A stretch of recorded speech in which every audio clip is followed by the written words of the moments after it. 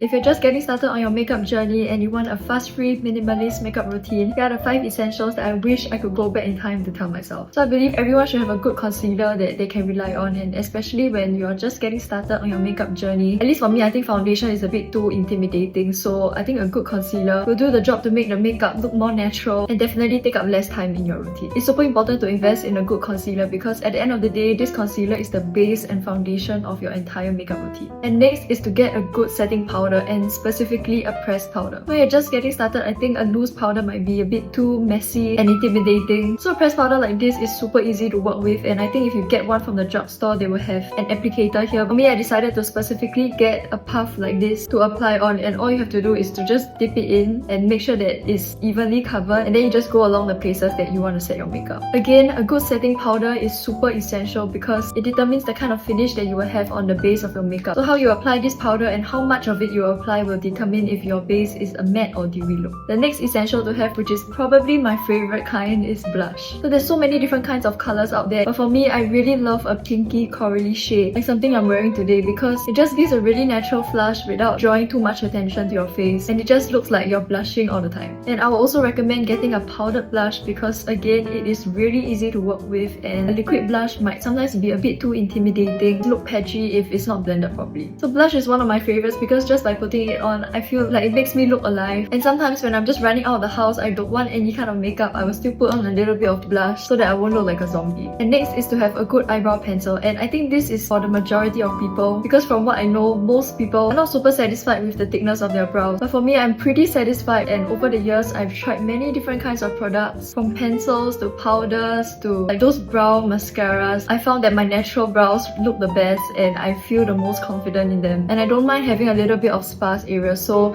a brow pencil might not be for me. I know majority of you guys out there would prefer to have a brow pencil. And last but not least, a natural lip color is definitely an essential. So you can go for a lip color that is a bit pinky or just closer to your natural lip color, something like this. Or it can look a bit sheer as well, just so that it doesn't come off as too strong. Or if you're not comfortable with colors yet, I would recommend maybe a lip topper, a clear shade with a bit of glitter on it just to give the lips a bit more dimension. Or a bonus item if, let's say, you are super satisfied with the thickness of your brows but you want something else, I would highly recommend a mascara. And mascaras, again, is something that is super easy to apply. You just go through your lashes and you're pretty much done. What I would recommend is to maybe get a waterproof one, and depending on the size of your eyes, you can go for one that is either smaller or thicker. But for me, my eyes are pretty small, sad to say. I think a small one like this really helps me to just get control of how much exactly I want to put on my lashes and do not overdo it. If you have any comments or anything else to share on your 5 essentials, just leave them in the comments below.